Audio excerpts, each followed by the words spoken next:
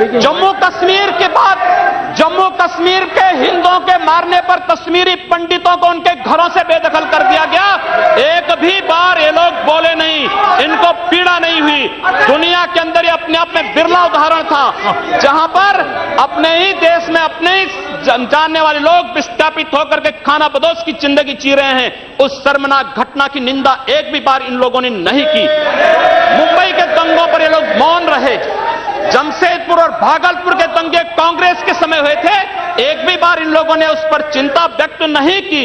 और तो और 1984 में इस देश के अंदर जिन सिख गुरुओं का योगदान इस देश को बचाने और इस देश की धर्म और संस्कृति और इस देश के समाज को बचाने में बहुत महत्वपूर्ण थी, उन सिखों के कत्लेआम पर भी इनको शर्म महसूस नहीं होती है। और आज ये लोग इस देश के अंदर बात करते हैं सांप्रदायिक सौहार्द की। इनका पूरा चेहरा सांप्रदायिक हिंसा से रंगा हुआ है, सांप्रदायिक एजेंडे से रंगा हुआ है। और इसीलिए बंधु महोदय, इस देश के अंदर असम में क्या हो रहा है, बांग्लादेशी घुसपैठिए इन लोगों के अपने हो गए और इस देश में लाखों वर्षों से रहने वाला समुदाय पराया हो गया। इस देश के अंदर महोदय, असम में बांग्लादेशी घुसपैठियों के कारण कोकराझाड़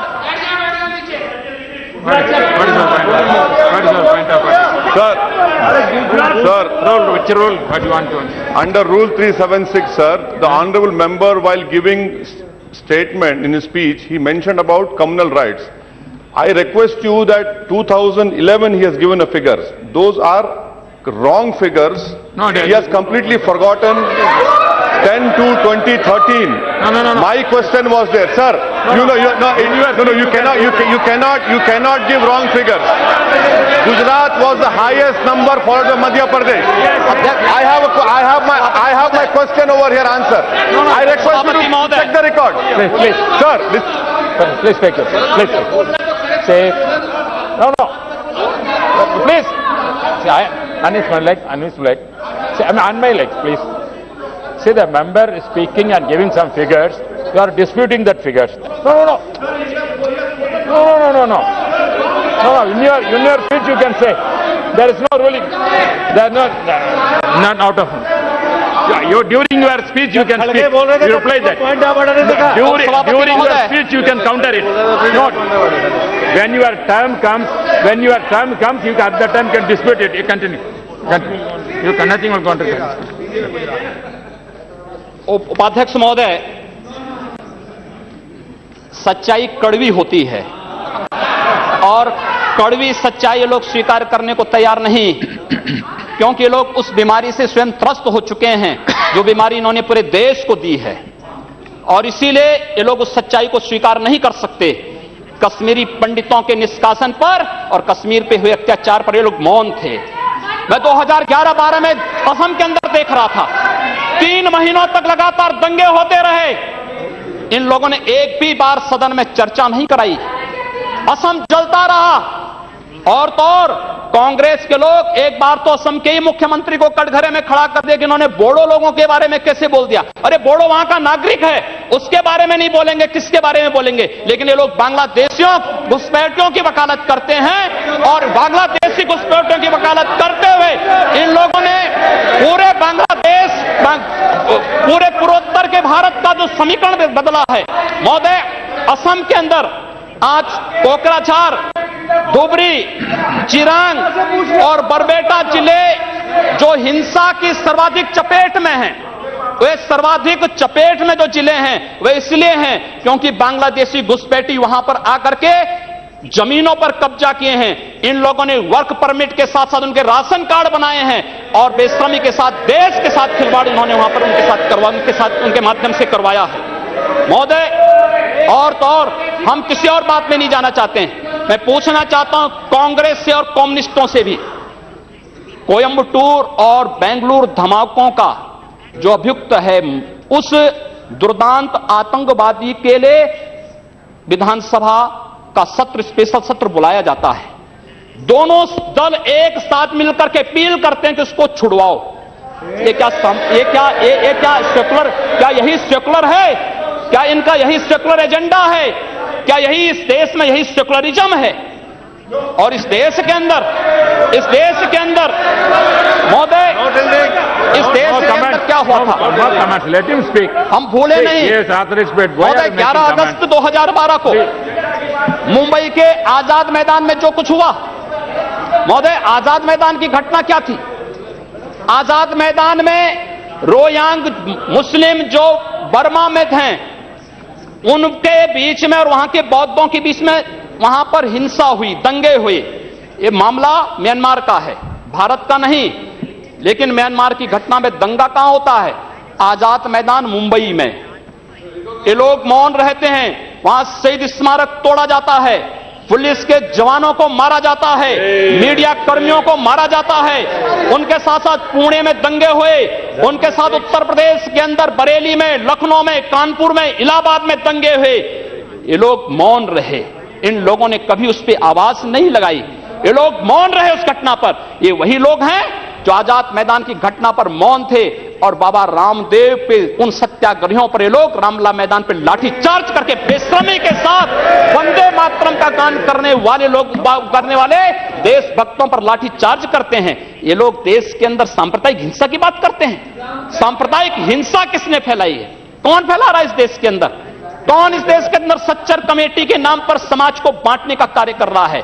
इन लोगों ने सांप्रदायिक आधार पर 1947 में देश को बांटा है और आज पुनः देश को बांटने की साजिश के तहत पाकिस्तान के एजेंडे पे ये लोग कार्य कर रहे हैं। और इसलिए महोदय, जब उत्तर प्रदेश के अंदर की जो घटनाएं आई हैं, उन घटनाओं पर अगर आप नजर डालेंगे महोदय, जो घटनाएं हुई हैं, उन घटनाओं के बारे में अगर मैं आपके सामने रखूं तो घटनाएं अपने आप में चौंकाने वाली घटनाएं हैं। और ये चौंकाने वाली घटनाएं कितनी खतरनाक हैं। Sir,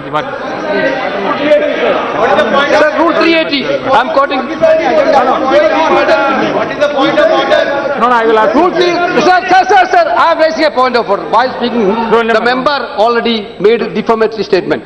If the speaker is of the opinion that words have been used in debate which are defamatory or indecent or unparliamentary or undignified, he used the word that we already raised the issues of communal violence.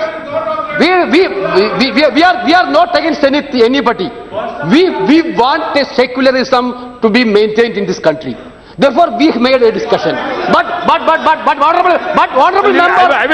honorable member, while discussing, honorable member, while discussing, he used the name of Pakistan. He abused us for naming the Pakistan. This is unparliamentary, sir. This is this should be deleted. This should be deleted, sir. As per CIT, this should be deleted. मैं उत्तर प्रदेश के अंदर आता हूं। It has to be decided. Please, speaker has to give my ruling. He has been using the word Hindus and Muslims. Yeah. Say. It is really against No, please. No, so you have raised certain objections. If any objections is in regard, that will go through and we'll explain it. Please continue. What do you have to say? उपाध्यक्ष महोदय, सांप्रदायिक agenda इन लोगों का है, हमारा नहीं। हम लोगों ने पूरे देश को एकजुट करने का बात किया था। हम लोगों ने तो नारा भी दिया था कि सबका साथ और सबका विकास। हमने कहा था सबका साथ सबका विकास। लेकिन असम के अंदर अली और कुली का नारा इन लोगों ने दिया था, हम लोगों ने नहीं दिया था। असम को ये लोग बांटने का प्रयास कर रहे हैं, देश से अलग करने की साजिश कर रहे हैं। और इसीलिए मैं आपके माध्यम से कहना चाहता हूं, क्या यही इनका सेकुलरिज्म है? महोदय, मैं उत्तर प्रदेश के बारे में चर्चा करना चाहता हूं।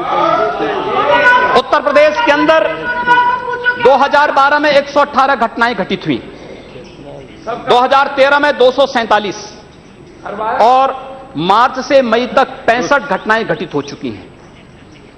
सहारनपुर का दंगा इसलिए हो जाता है क्योंकि हाई कोर्ट के आदेश पर सहारनपुर में एक गुरुद्वारे का निर्माण हो रहा था।